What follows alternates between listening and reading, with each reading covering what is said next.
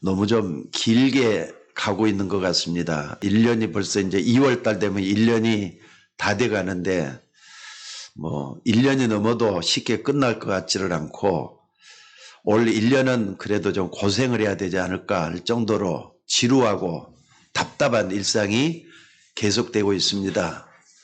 힘드시죠, 여러분들? 많이 힘들이라고 저는 생각합니다. 저희들도 힘든데 이것 때문에 고통받는 사람들이 너무 많이 생기는 것 같아요. 근데 여러분 좀 기억을 해야 될 게 있어요.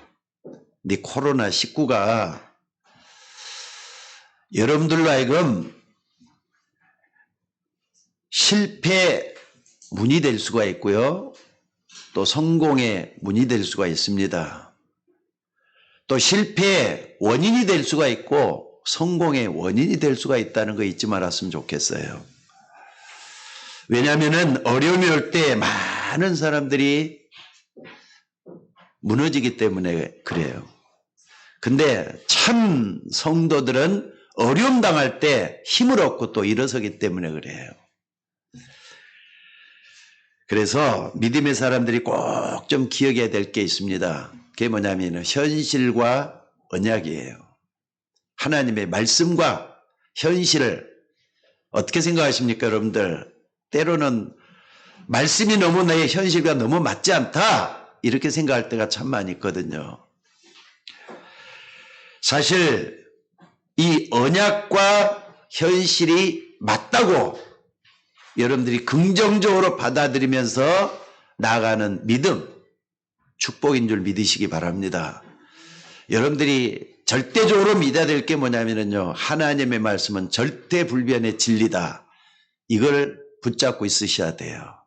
그래야만이 어떤 어려움이 있더라도 앞으로만 나갈 수가 있게 될 줄로 믿습니다. 흔들리거나 뒤로 물러가는 것은 신앙인으로서 비굴하다는 걸 잊지 마셔야 돼요. 또 어떤 사람들은 그래요. 저 사람과 함께 일하기가 너무 힘들다. 그런데 여러분들이 사람이 됐든 하나님의 말씀이 됐든 좀 반대편에서 한번 생각을 해봤으면 좋겠습니다.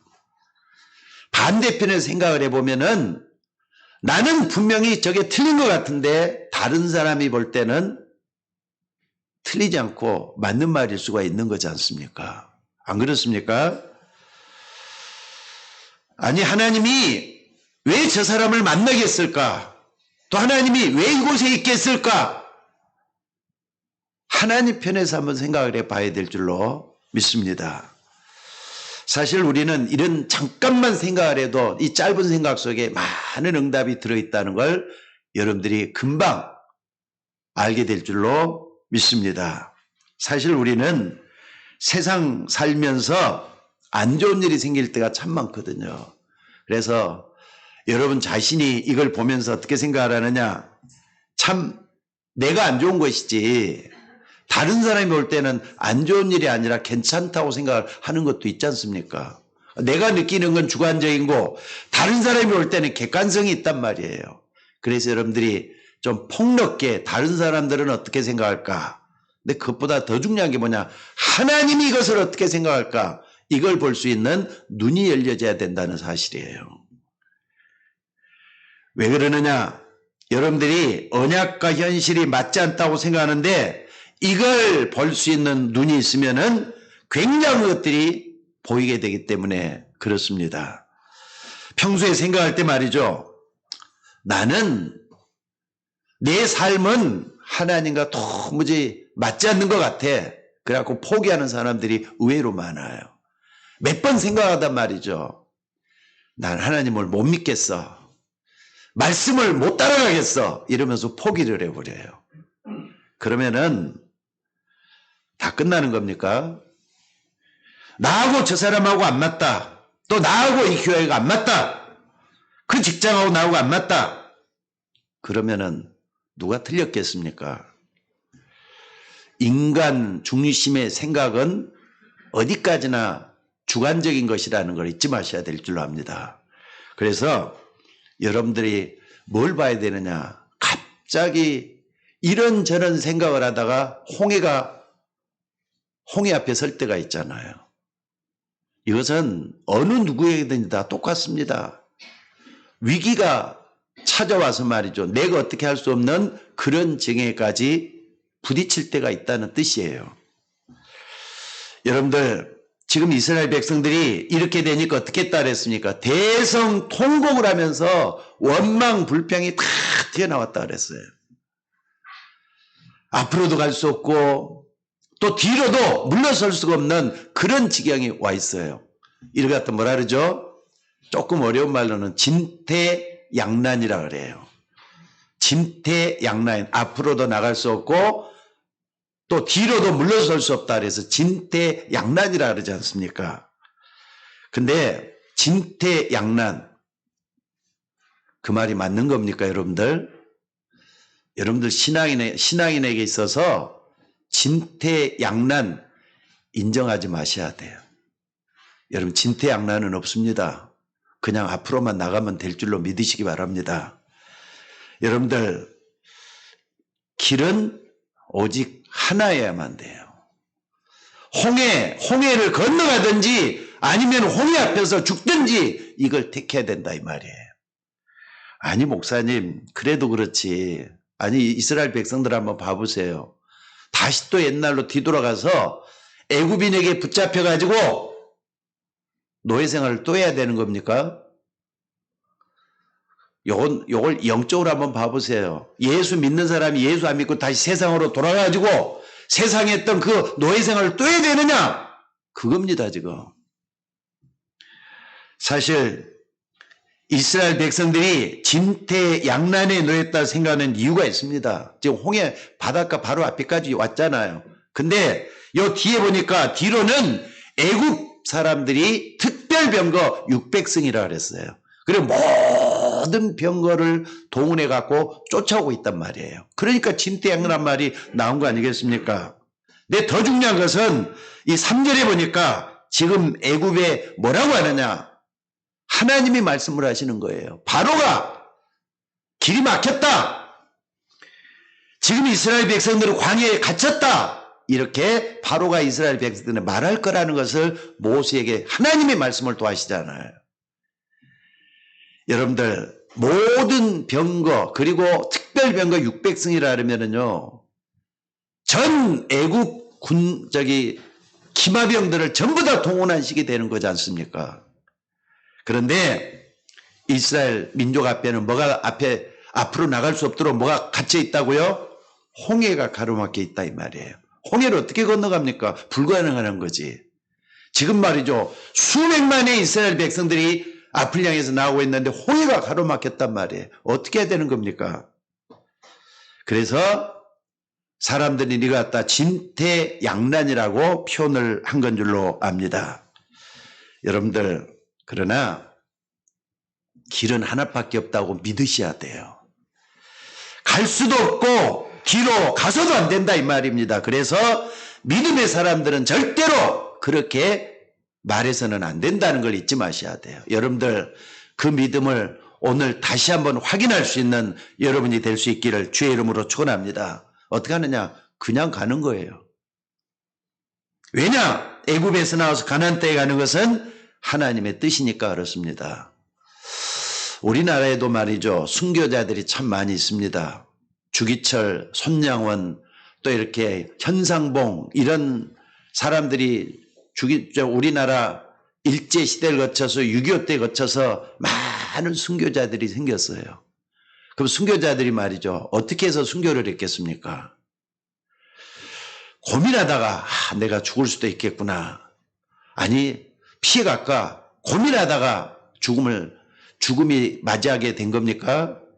절대로 그거 아니에요. 여러분, 순교자들은 죽는 것이 하나님의 뜻이라면은 죽는 것도 기쁘게 받아들였기 때문에 순교를 받아들였다는 걸 아셔야 돼요.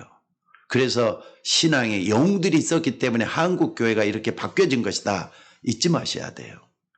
그래서 여러분들, 신앙생활이라는 것은요, 순간순간 찾아오는 어려움과 위기 앞에서 선택하는 게 신앙생활이지 않습니까?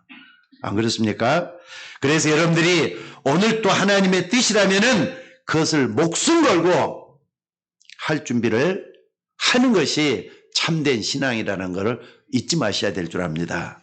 자, 그러니까 이스라엘 백성들이 하나님의 뜻을 헤려보지를 못하고 현실에 타협을 하다 보니까 뭐가 나옵니까?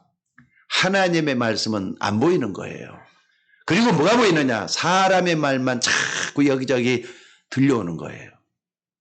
여러분들 이렇게 되면 큰일이라는 걸 아셔야 돼요. 그러니까 하나님은 안 보이고 사람들의 여러 가지 입에서 나오는 소리들만 귀를 기울이게 된다 이 말입니다.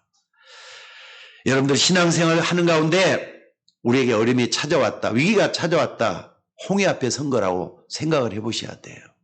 안 그렇습니까? 그래서 많은 사람들이 갈등을 하고 앞에는 캄캄하지 더 이상 나갈 수가 없단 말이에요.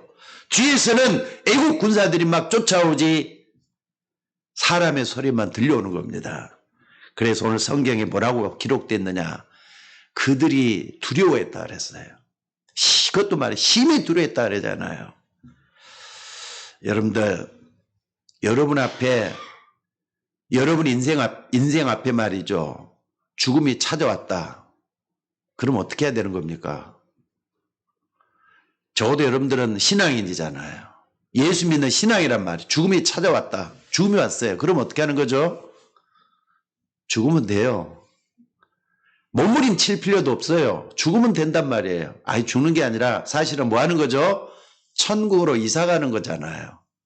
죽음을 너무 두려워하지 말라는 뜻이에요. 죽음은 하나님의 주권 속에 들어있기 때문에 내가 안 죽는다고 몸부림친다 해서 안 죽어지는 게 아니에요. 내 하나님의 주권이기 때문에 정말 하나님이 이 시간에 죽게 한다면 난 죽어야 되지 않느냐? 죽음 앞에 담대한 믿음이 있어져야 된다는 뜻입니다. 만약에 그게 안 된다면요, 우리가 왜 예수를 믿습니까? 무엇 때문에 우리는 영생 얻었다고 말하는 겁니까? 하나님의 자녀가 뭐냐? 사망에서 생명으로 옮겼다고 했지 않습니까? 영생 얻은 하나님의 자녀란 말이에요. 그렇기 때문에 죽게 되면 죽는 것이다고 이렇게 담대하게 고백할 수 있는 우리가 되어야 될 줄로 믿습니다. 두려움이 심히 두려웠다. 이건 아니에요. 또 그리고 두 번째 또 뭐라 그랬죠? 부르짖음이, 이 두려움 속에서 부르짖음이 나왔다 그랬는데 두 번째는 뭐냐면요, 원망을 했다는 거예요. 아니 모세가 어떻게 해서 우리를 여기까지 돼서 여기서 다 이렇게 죽게 하려고 했느냐 해갖고 이스라엘 백성들이 모세, 지도자 모세를 크게 원망을 하는 거예요. 그러면서 불신한 사람들이 한결같이 말하는 여론의 탓을 돌려요. 다른 사람들도 다 그렇게 얘기하지 않느냐? 아니 자기가 말한 걸 가지고 다른 사람도 그렇다는 식으로 말을 한다 이거죠. 여러분들 만약에 우리가 잘못된 신앙을 가지고 있으면은 이렇게 되기 십상이라는 걸 아셔야 될 줄로 믿습니다. 여러분 하나님 앞에서 무슨 일을 하든지 간에 아무리 작은 것에도 좀 완벽하게 해낼 수 있는 그런 마음과 생각을 갖고 있어야 될 줄로 믿으시기 바랍니다. 왜냐하면 이것이 나중에는 큰 연습이 돼요. 그러니까는 작은 것도 놓치지 말고 뭐 시행착오 있을 수가 있죠. 잘못한 거 있을 수가 있죠. 그러나 작은 것에도 여러분들이 최선을 다해서 할 수 있는 여러분이 되셔야 된다고 하는 사실입니다. 사실 지금은 어른들 같으면 말이죠. 아마 지금 80, 90대 할아버지 할머니들은요. 웬만한 건 다 어렵다고 얘기를 안 해요.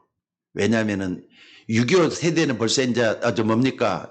일제시대 세대는 많이들 가셨으니까 그러지만은 6.25 때 1950년에 6.25가 일어났잖아요. 6.25를 거쳐서 피난 생활도 하고 또 이렇게 밥을 못 먹고 굶주려 봤던 그런 세대가 80대 90대 할머니 할아버지 세대예요. 그런 게 웬만해서는 어지간해서는 어렵다고 말을 안 씁니다. 왜냐하면 겪어봤기 때문에. 근데 지금 젊은 세대들 있잖아요. 어떻습니까? 어려움을 견디질 못해요. 웬만큼에서는 그냥 이렇게 견디지 못해갖고 폭발하는 그런 경우들이 참 많은 걸 볼 수가 있어요. 그게 뭐냐면은 학교 폭력이잖아요. 아이들이 말이죠. 학교 가서 뭐 하느냐. 그냥 친구들 갖다 이렇게 막 두들겨 패는 게 예사고 또 이렇게 그냥 선생님들한테 대드는 것도 예사고 이런 것들이 많이 된 이유가 뭐냐? 어려움을 견디지 못해서 그런 경우들이 많이 있는 것 같아요. 자, 근데 여러분들이 꼭 좀 기억해야 될 게 뭐냐? 우리는 하나님의 자녀이기 때문에 기도하는 사람들이잖아요. 맞습니까? 근데 그 당시에도 출애굽 당시에도 기도하는 이스라엘 백성들이 있었어요. 10절에 보니까 이스라엘 자손이 심히 두려워하여 여호와께 부르짖었다는 말이 나옵니다. 꼭 기억을 하시기 바랍니다. 영적 세계를 아는 사람이라면은 이런 말들을 쉽게 간단하게 알아들을 수가 있어요. 여러분의 몇 사람의 기도가 또 몇 사람의 믿음의 기도가 다수를 이길 수가 있다는 걸 꼭 좀 붙잡을 수 있기를 주의 이름으로 축원합니다. 여러분들이 어려워지면 교회도 같이 어려워지는 거잖아요. 근데 교회를 위해서도 같이 좀 기도해 주셔야 될 이유가 바로 여기에 있어요. 성도들을 위해서 같이 기도해야 될 이유가 또 여기에 있어요. 오늘 여러분들이 참으로 나의 기도가 별것 아닌 것 같아도 한 사람 한 사람의 기도가 모아져서 교회를 지킨다는 생각을 안 하시겠습니까? 저는 여러분들 그거 놓고 기도 좀 많이 하셔야 된다고 생각이 들어요. 또 교회가 형통할 때 여러분 가정도 형통할 수밖에 없다는 거 아마 피부적으로 느낄 거예요. 아직 과학이 뒤떨어지니까 전에는 기도한다 그러면은요 많은 사람들이 대수롭게 생각을 했어요. 근데 과학이 발달해 가면서 지난 10년 동안에 무슨 일이 많이 일어났느냐? 명상이다, 기운동이다 이런 것들이 막 일어나기 시작을 했어요. 물론 그 안에 묵상이죠. 묵상은 복음 붙잡고 말씀 붙잡고 기도할 수 있는 걸 묵상이라 하지만은 명상은 자기 속의 내면으로 깊이 들어가는 것을 명상이라고 하잖아요. 근데 이게 건강에 그렇게 좋다는 게 과학적으로도 증명이 됐습니다. 그러니까 여러분들 과학이 발달한 갈수록 기도하는 사람들 이거 말이죠. 물론 그게 악령에게 기도하느냐 성령에게 기도하느냐 이 성령의 힘에 의해서 기도하느냐 악령의 힘에 의해서 기도하느냐 이 차이뿐이지 기도는 반드시 상달이 되고 변화를 일으킨다는 걸 여러분들이 잊지 마시기 바랍니다. 그래서 오늘 본문에 모세에게 하나님이 뭐라고 말씀하셨는가 주목을 하셔야 돼요. 자, 여러분 14장 1절을 다시 한번 좀 다 같이 한번 찾아봅시다. 14장 1절에 뭐라 그랬는가? 자, 다 같이 한번 읽어봅시다. 자, 시작. 여호와께서 모세에게 말씀하여 이르시되 하나님이 모세에게 말씀하셨다 그랬어요. 이때는 언제냐? 홍해가 갈라지기 이전이거든요. 하나님께서 모세에게 말씀했다 그랬어요. 아마 이 말씀을 여러분에게도 주어가지고 하나님이 나에게 말씀하셨다. 모세처럼 경험이 돼 있어야 돼요. 이스라엘 백성에게 이런 말씀을 주지를 않은데 아니 바로가 이스라엘 백성들에게 이렇게 얘기할 거냐 금방 해가지고 두려워하고 원망하고 그러잖아요.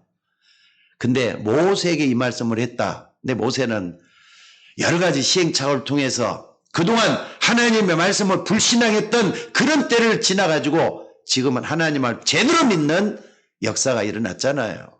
하나님 말씀에 대한 살아있는 체험을 했던 모세였어요. 그대로 붙잡고 있는 겁니다. 여러분들, 여러분이 언약을 바로 믿고 있으면 가장 먼저 오는 응답이 뭐냐? 확실한 말씀이 여러분의 머릿속에 파묻혀 오게 될 줄로 믿습니다. 그걸 갖다가 뭐라 하냐? 확신이라 그래요. 말씀에 대한 확신이라 그래요. 여러분 이거 있으면은요 다 끝나는 겁니다.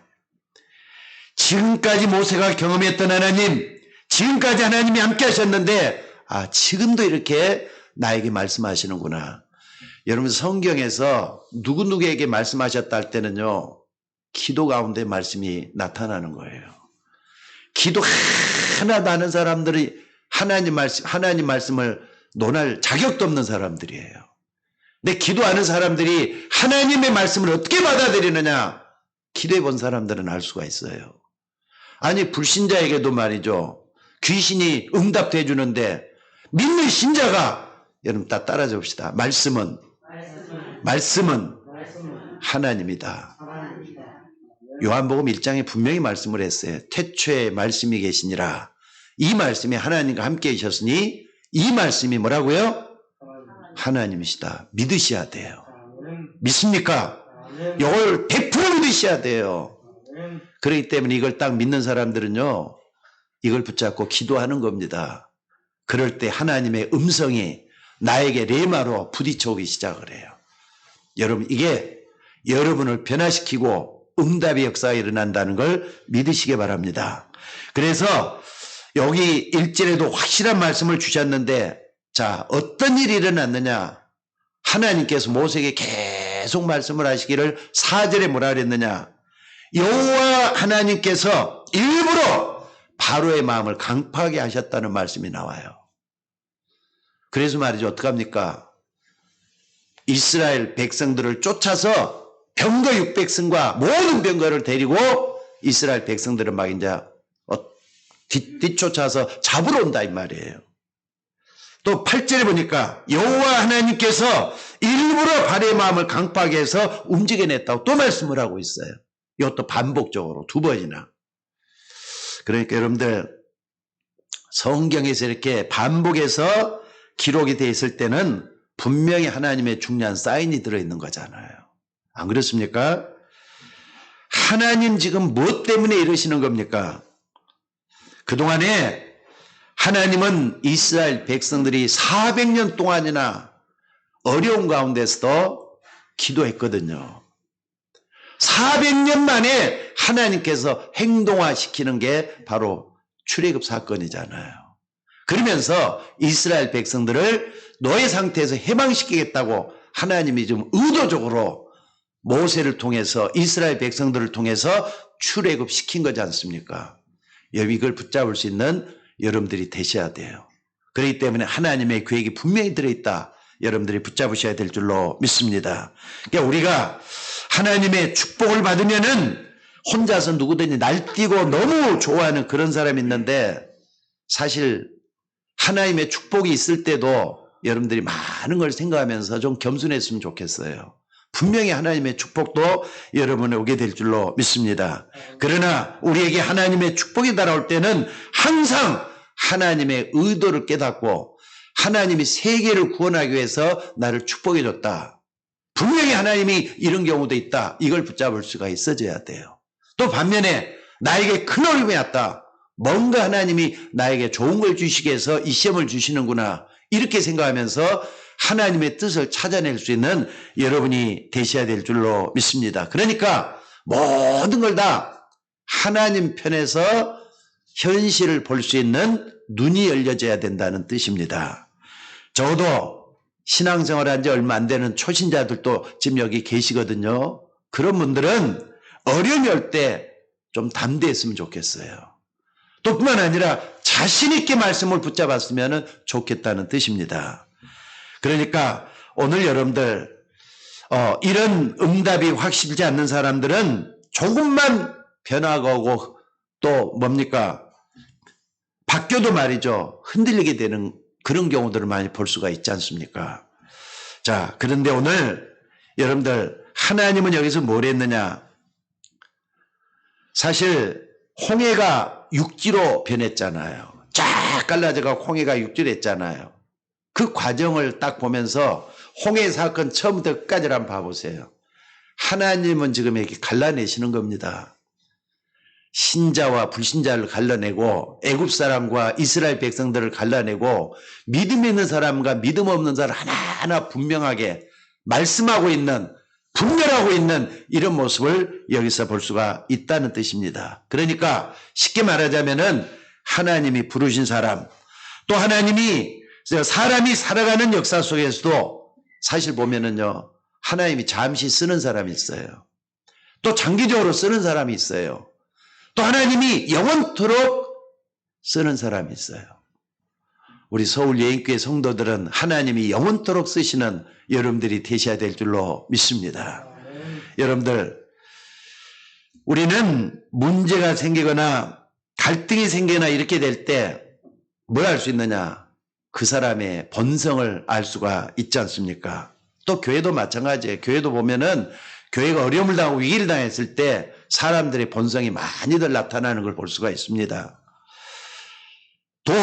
돈 문제도 마찬가지인 것 같아요. 어떤 사람 돈 때문에 시험 들어가지고 도망간 사람도 있고요. 또 돈 때문에 오히려 인간관계가 두터지는 그런 경우도 볼 수가 있습니다. 그러니까 본성이 어떤 때 위기나 어려움에 나오는 걸 볼 수가 있어요. 여러분들 한번 봐봅시다. 지난 2014년 4월 16일 날 무슨 일이 일어났느냐. 저 서해안에서 그때 몇 명이 탔냐면 476명이 탔어요. 세월호. 근데 저 서해안 목포 좀 가다가 거기서 말이죠. 배가 파손이 돼갖고 침몰했잖아요. 그때 탄 인원이 476명입니다.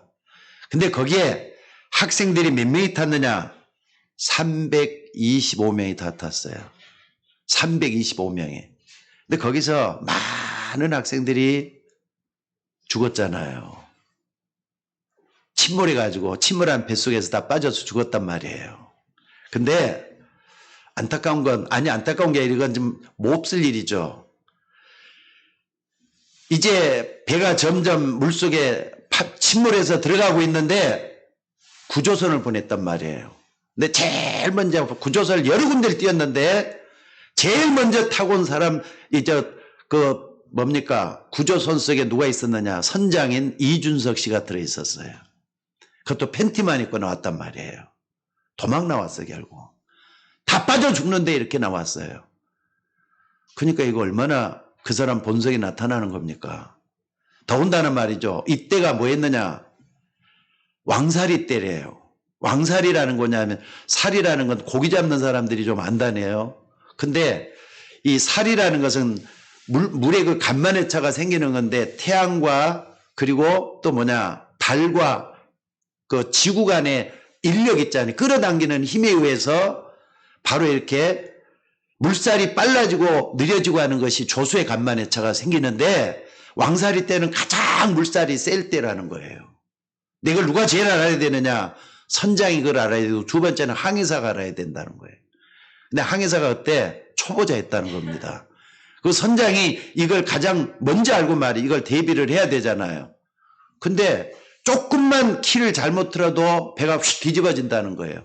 결국 그래서 뒤집어져서 갑자기 배 안에 차도 많이 들어있었다잖아요. 얼마나 많은 짐을 땅땅 실어가지고 그런 일이 벌어졌겠어요. 그래서 결국 무너졌어요. 엄청난, 근데 이것 때문에 말이죠. 박근혜 대통령도 욕을 먹고 공무원들이 욕을 먹고 그런 일이 막 일어났어요. 누가 잘못했다는 식으로.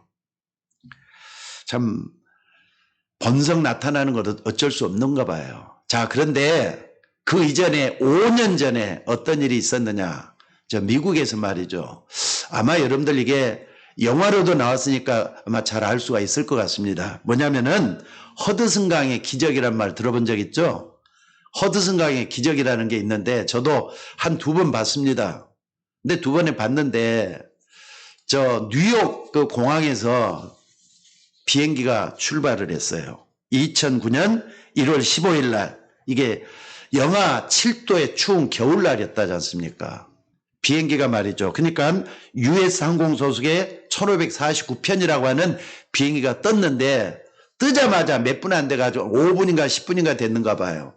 새 때가 말이죠. 왕창 날아들어가지고 엔진으로 빨려 들어갔단 말이에요. 두 엔진이 다 마비가 돼버렸어요. 그러면 떴다가 이렇게 그냥 침몰을 해야 뭡니까? 추락을 하는 거잖아요. 근데 거기가 바로 워싱턴 시티가 있는 어마어마한 사람들이 살고 있는 데란 말이에요. 근데 기장이 기치를 발휘해가지고 어떻게 했느냐. 그냥 그 상공으로 하다 추락이 되면은 수많은 사람들이 사상이 되니까 이걸 허드슨 강에다가 떨어뜨려야 되겠다 생각을 해서 허드슨 강에다가 이렇게 비행기를 갖다 착륙을 시키게 하는데 물속에다 착륙을 시키는 거예요. 그런데 가까스로 물속에 이제 해가지고 비행기가 이렇게 이제 물속으로 빨려 들어가잖아요. 근데 이제 영하 7도에 얼마나 추울 때입니까? 구조선도 오고 여러 가지 오는데 전부 돼가지고 그때 배 안에 몇 명이 탔었느냐, 비행기 안에 몇 명이 있었느냐? 155명이나 있었대요. 한 사람도 안 죽고 다 빠져나와서 살게 됐다는 겁니다. 근데 나는 그 영화를 보면서 제일 먼저 뭘 느꼈느냐면요. 마지막까지 그 기장이 비행기 안에 있으면서 체크를 하더라는 거예요. 그 누가 타고 있었느냐, 또 승객이 누구냐, 또 승무원이 누가 남았느냐, 다 체크하고 난 다음에 마지막으로 빠져나오는 거예요. 난 그거 보고 참 감동이 되더라고요. 야, 세월하고 벌써 이렇게 틀리구나.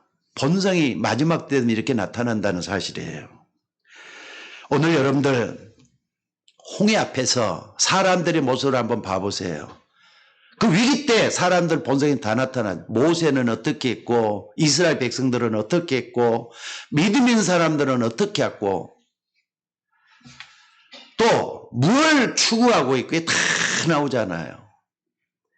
여러분들이 여러분 앞에 또 현장, 직장이나 사업장 있잖아요. 또 가정이 있어요. 또 교회가 일하는 데가 있어요. 여기서 생기는 모든 갈등이나 문제, 위기 이런 것들이 여러분들의 성격도 만들어내고 또 여러분의 미래도 만들어낸다는 걸 여러분들이 꼭 좀 잊지 말았으면 좋겠습니다. 그래서 내가 어떤 믿음을 갖고 있느냐, 어떤 본성을 만들어야 되느냐, 위기나 어려움 속에서 좀 생각을 해보면서 해야 돼요. 그래서 유능한 선장, 진짜 선장은 풍랑 만날 때 표가 난다잖아요. 안 그렇습니까? 경치 좋은 데서 고기 잡아가지고 회 떠먹는데 회를 잘 뜨더라, 고기 잘 잡았다, 소용이 없다 이 말이에요. 풍랑 만날 때, 위기 만날 때 진짜 선장은 표가 난단 말이에요. 또 전쟁이나 위기가 닥쳤을 때 참된 군인, 참된 영웅은 표가 난다는 걸 잊지 마시기 바랍니다. 그래서 우리 성도들은 홍해 앞에 서도 괜찮다는 그런 믿음과 그런 중심이 여러분 속에 있어야 된다는 거 잊지 마시기 바랍니다. 왜냐? 우리는 하나님이 살아계신다는 걸 믿기 때문에 그래요. 맞습니까? 하나님 살아계셔서 우리 앞길을 인도하고 계시기 때문에 그 하나님은 절대로 날 버리지 않을 것이다. 이 믿음이 있어야 된다는 뜻입니다. 그래서 언제든지 여러분들이 가져야 할 신앙, 또 우리의 자녀들이 가져야 될 신앙은 절대 불가능에 도전할 수 있어져야 된다는 뜻입니다. 어떤 겁니까? 홍해 절대로 못 건너잖아요. 안 그렇습니까? 그래서 불가능합니다. 그렇지만은 하나님의 은혜 속에 있기 때문에 어떤 것도 헤쳐나갈 수 있고 불가능이 없다. 믿으셔야 돼요. 그럼 우리가 어떻게 해야 되는 겁니까? 첫째는 현실 앞에 절대로 속지 마셔야 된다는 이거 붙잡으셔야 돼요. 여러분 어떤 현실이 여러분 속에 다가와도 나는 속지 않을 것이다 하셔야 돼요. 이것을 여러분들이 가지고 있어야 되고 여러분들 자녀들에게 반드시 전달하고 또 여러분이 만나는 사람에게 하나님이 함께하는 증거를 보여줄 수 있는 여러분이 되셔야 될 줄로 믿습니다. 그런데 많은 성도들이 현실 앞에서는 그냥 또 속아요. 아무것도 없는 거잖아요. 얼마나 손해보는 겁니까? 적어도 여러분들이 하나님을 믿는 신앙인이라면 현실 앞에 속으면 안 된다 이 말이에요. 여러분의 인생 속에 하나님이 하시는 일을 볼 수 있기를 주의 이름으로 축원합니다. 여러분 하나님이 일하시는 터전이 어딘 줄 아십니까? 여러분이에요. 하나님은 여러분을 통해서 하나님의 계획을 이루고 계신다는 거 잊지 마셔야 돼요. 오늘 성경을 좀 자세히 볼 수 있기를 바랍니다. 14장 4절에 하나님이 뭐라고 했느냐? 내가 바로의 마음을 완악하겠다 그랬어요. 그 말은 바로의 군대가 말이죠. 뒤쫓아도록 하나님께서 허락했다는 거 아닙니까? 시험당할 쯤에 또한 피할 길 내시는 하나님께서 그 어려움도 하나님은 허락했기 때문에 그 일이 닥쳤다는 거 여러분 꼭 좀 붙들 수 있기를 주의 이름으로 축원합니다. 그래서 이미 홍해가 갈라지기 전에 하나님은 기도하는 모세에게 이런 엄청난 것들을 말씀하셨다는 거 여러분들도 마찬가지입니다. 일 닥치기 전에, 위기가 찾아오기 전에 하나님이 나에게 뭐라고 말씀하시느냐, 여기에 대한 분명한 증거를 가지고 있는 여러분이 되셔야 될 줄 믿으시기 바랍니다. 그러니까 모세는 이것을 시작부터 체험을 하고 말씀을 따라가려고 했을 뿐이었는데 이스라엘 백성들은 그런 체험이 전혀 없어요. 하나님의 말씀에 대한 체험이 전혀 없단 말이에요. 그래서 홍해 앞에서 이스라엘 백성은 뭐라고 했다고요? 하나님께 부르짖었다 그랬어요. 원망했다 그랬어요. 심히 두려워했다 그랬어요. 여러분들이 어려움이 다가오고 위기가 찾아올 때마다 하나님의 말씀 앞에서 이때 뭐라고 말씀하셨는지 그 음성을 들으셔야 될 줄 믿으시기 바랍니다.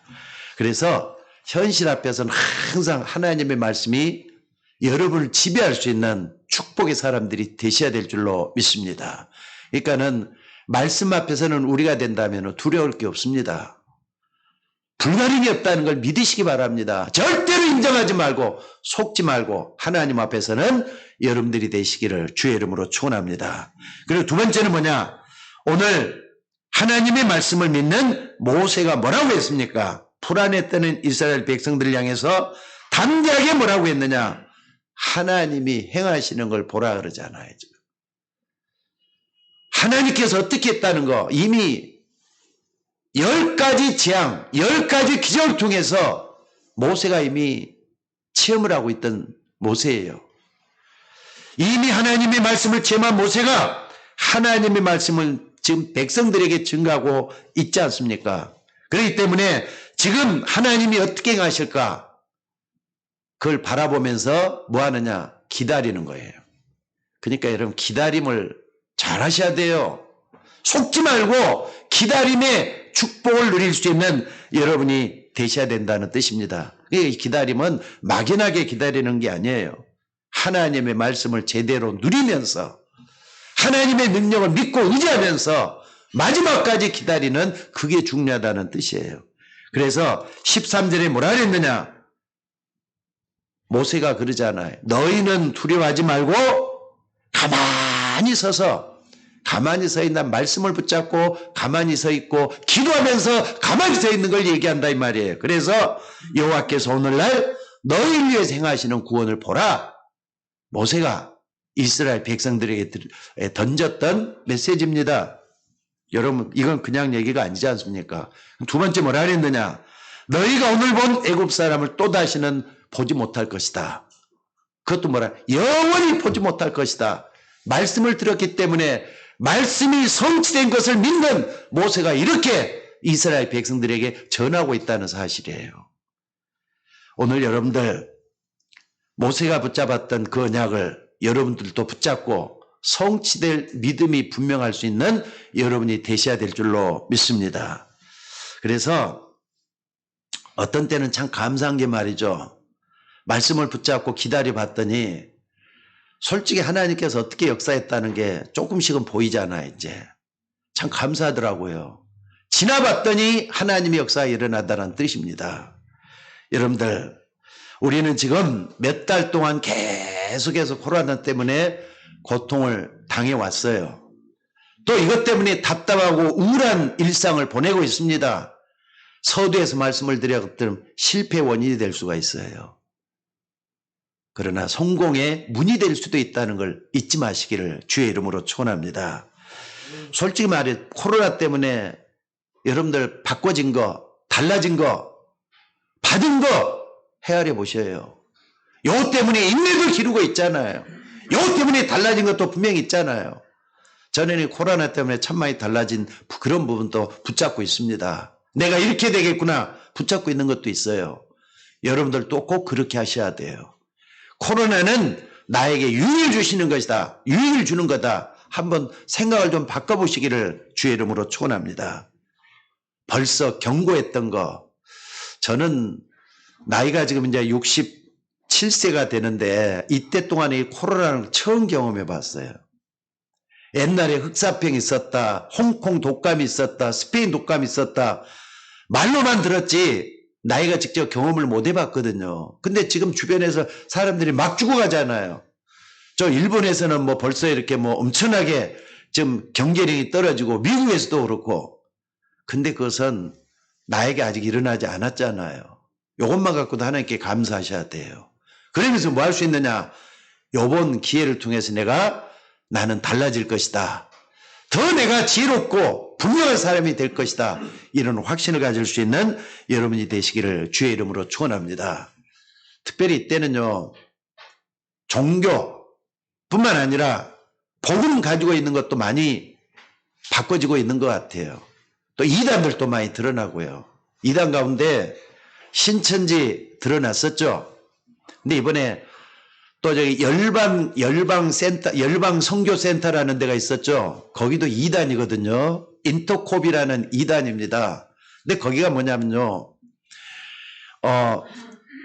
어떤 교회를 가지고 있느냐 하면 한국과 중국을 거쳐서 왕의 군대가 예루살렘까지 가면은 예수님 재림한다는 그런 사상을 가지고 있어요. 극단적인 종말 사상을 그들이 가지고 있는 겁니다.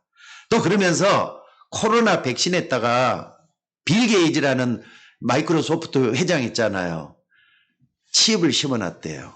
그래서 문재인이가 어떻게 하느냐, 그 칩을 심고 있다 이렇게 또 얘기를 하는 경우도 있더라고요. 이게 얼마나 황당해요. 근데 이게 엊그저께 TBS들 밝히고 있는데 전혀 근처도 안 갔는데 엉뚱하게 말이죠. 말 한마디 또 바꿔놔가지고 이렇게 또 했단 말을 쓰고 있더라고요. 지금 인터콥 하면요, 금방 이렇게 좀 인터넷에 다 떠 있습니다. 많은 이렇게 종말 사상들이 계속 일어나고 있어요. 그러니까 여러분들이 이럴 때일수록 어떻게 해야 되느냐? 여러분이 복음이 확실하지 않으면은 이상한 데 막 끌려다닐 수도 있어요. 예수님은 그리스도이십니다. 여기에 믿음의 뿌리를 내리시고 하나님 앞에 서 있는 여러분이 되셔야 될 줄로 믿습니다. 그리고 마지막으로 더 중요한 게 뭐냐? 세 번째 오늘 뭐라고 했습니까? 15절에 하나님이 말씀하시잖아요. 모세야, 내가 어찌하여 기도하느냐? 내가 어찌하여 부르짖느냐? 이렇게 얘기를 했어요. 무슨 말씀입니까? 그러면은 기도하지 말라는 말입니까? 그 말이 아닙니다. 하나님의 뜻이면은 결단코 행하라는 거예요. 기도하는 여러분 모세에게 이런 말씀을 하는 것은 하나님의 뜻이면은 반드시 행하라는 것을 말씀을 하고 있다는 뜻입니다. 여러분, 하나님의 뜻이 맞으면은 행동해야 될 줄로 믿습니다. 하나님의 뜻이 맞으면 순종해야 될 줄로 믿습니다. 하나님의 뜻이 맞으면은 죽음이 찾아와도 그걸 행해야 된다는 뜻이에요. 그래서 오늘 여러분들이 기도하고 난 뒤에 믿음의 행동을 확실하게 하라는 의미인 줄로 믿습니다. 그래서 16절에 뭐라 그랬느냐? 내가 가진 그 지팡이를 내밀어서 이스라엘 백성들로 하여금 앞을 향해서 가게 하라 그러잖아요. 지팡이를 샥 들어가지고 저 바다를 치니까 어떻게 했다고요? 홍해가 쫙 갈라졌다 그랬어요.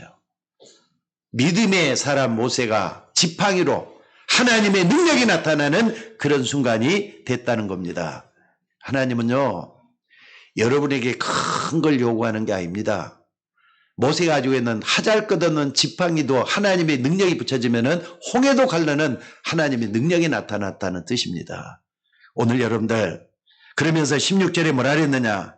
하나님은 모세에게 그리고 이스라엘 백성들에게 홍해를 건너라고 말씀을 했습니다. 아니, 홍해를 어떻게 건넙니까? 바다를 어떻게 해요?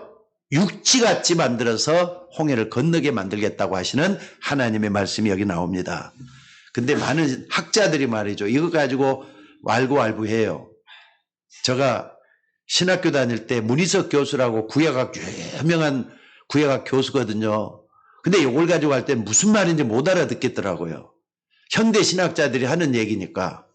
근데 그냥 홍해라니까 갈대 바다, 홍해, 그러니까 레드시라는 말이거든요. 홍해이기 때문에 그때 당시에 이거 몇백 년 만에 한 번씩 갈라지는 일이 있다 해가지고 그때 바다가 갈라져서 육지가 드러나서 그때 건넜다 이렇게 얘기를 하는 식으로 얘기를 했었어요.